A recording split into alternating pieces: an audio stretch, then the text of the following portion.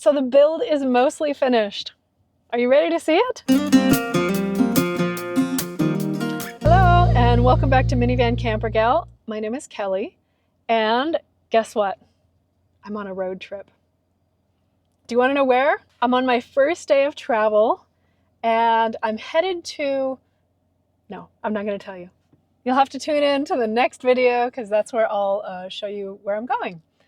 But I'm super excited. I've been working like crazy to get the car ready, and it's pretty much done.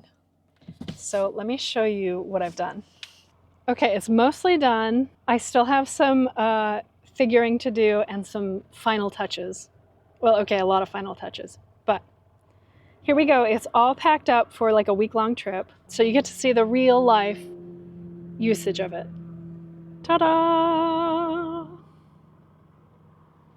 Okay, so what are you looking at? First off, these are my window covers. I haven't quite figured out where I'm going to store those. So let me take those out for the moment. Okay, minus the window covers, I've got my bed, which I made by cannibalizing my old bed from the van. So these were my floorboards. Now they're my platform. They're sitting up on a platform, a bed platform. There's a little bit of storage underneath there. This is like a little sticky mat, so my cushions don't slide all over. And I have a little bit of storage under here, maybe like that much. But that's where Starlink lives, and my levelers, and my toolbox. Oh, and my little potty up there. Okay, over here on the side, I have my sleeping bag, blanket, and I threw this in last minute. It's an electric blanket. And I'll show you a little bit about how the bed works. So I have these awesome Velcro straps. Man, I'm so glad I got these. I've gone crazy with them and have strapped everything down. But I'll put the link for that in the description. But basically, I just need to unstrap a little bit. So basically, these panels are strapped down to the frame, but I can just lift them up. And so here is Starlink that's strapped to the frame, and my levelers and other flat things under here. It's really pretty easy to get access to, and these straps are so great. And over here is the real masterpiece. So this is my paper mache structure. So it's all loaded up. I have these two pieces come apart, so the whole upper lifts off the bottom, so I can take it out that way if I want. So we'll start over here. I have my two faucets. One's for drinking water, one's tap water. And I just have this little sink here, no drain. I have biodegradable soap, so I'll just toss it when I'm done. Down here, I have a large cube. That's my tap water, drinking water. So this is sort of my garage. I have, you know, like a roll of tape and my bag full of electrical fix-it things and little vacuum and all kinds of stuff stuffed back here. So this was essentially the trunk of the van. All this stuff was in there, and it all fits back here, which is pretty cool. So this is a cabinet that is Velcroed on, and the whole cabinet can kind of lift off. Here you see it unattached. So this is all my groceries. And it just sits flush on that little shelf. So that works quite nicely. I don't really know how I'm going to use this, I suppose for my computer, for working. We'll see how it works out. I've got my little light here. And over here is my battery monitor, my inverter switch, a little USB hub, and my light. And this I can access from the door. So if I want to be cooking, or if I want to come around and make a sandwich on a pit stop or something, I can do that. This is just a silicone mat that I got. I thought it'd be good to cook on, and I also have a space heater that I might put up here if it gets real cold. So I wanted something that was heat proof to put on here. I can put my hot pans on this if I want, and just a cutting board. And I have two little cabinets here that are kind of chock full of random stuff. But I've got my rice cooker, my induction stove, and I have a little water tea kettle. So I've got a couple different ways to cook. And this little space is just for my feet, really. So that I have a place to have my feet. I can also put my foot down here if I don't have it full, which I actually don't. This space here is like just a shelf. I have my clothes, my toiletries, some towels, and I have some like cans of beans down here, some heavier stuff that I didn't really want to put up in the top cabinet just for safety reasons. Here's a little bit better look at my shelf.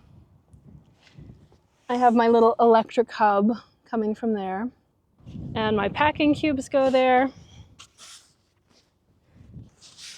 and my toiletry bag. Up here in the front, I'm experimenting with this little organizer thing. I've got some books in it, my computer, that sort of thing. Up here in the front, I also have my camp chair, hammock, and I don't have my tent because where I'm going is really kind of too cold. I wouldn't use it. But that would normally go on top of my battery box. But I do have my keyboard with me. So I'll play some music. I have a curtain here that will attach to my Velcro so that I can be super stealthy. I really debated whether or not to put Velcro up because it's not really that removable, but I had it in the van and nobody seemed to care when I traded it in. So I thought, well, you know what, I'm gonna put it up. So it's really nice when you're in a city, you can just put up the curtain, and it is really stealthy because you can still see inside the passenger doors, so it really doesn't seem plausible that anybody is actually sleeping in here. It does tend to bubble up and you have to convince it to kind of stay down. I have a little fire blanket here and my whacker stick. I have a little sound alarm. So you pull this and it makes a really loud alarm. And I have some pepper spray and my sunshade, of course. Up here in the front is where I have my cooler. I kind of have it tied down, so the case is sort of distorted a little bit, but that's where my food is. And I found this cute little garbage can on Amazon. It was very cheap and will kind of keep my garbage contained a little bit. And I do have everything strapped down. So just this one spot for the upper section of my build, and I just have a bolt coming from the other side of the frame there. And the bottom is secured into the seat bolt. And I have a little plank underneath the structure, and I drilled a hole through that and then paper mache'd to glue the plank into place. It's glued on the bottom as well. So I'm going someplace cold, thank God. So I have my electric blanket.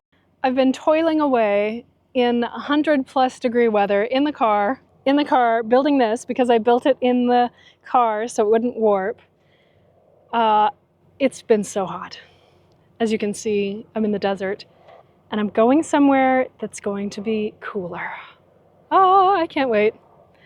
So I'll show you more about the build as I go. My plan is that this is still the rough version. I have a plan to put paper mache clay over it and smooth everything out and do some decoration. I'm also going to take the whole thing out and paper mache the back and the bottom so that everything is really stable, maybe even do 2 layers. But everything is super solid. I mean, I can put quite a bit of weight on this. The sink is holding up just fine. Oh, I didn't show you how the sink works. So I have this very fancy mechanism called a nail. And this piece actually comes off. And the sink comes out. A, so I can dump it, but B, so I can get my water in. You know, this big cube here is really kind of tough to maneuver when it's full. So I wanted to have plenty room to drop it in without damaging anything. And then my sink has a little piece there, slots into, and this little piece. This was really flimsy when I built it, even though it has some wood structure in it. But once I did the paper mache, it's like totally solid now. So,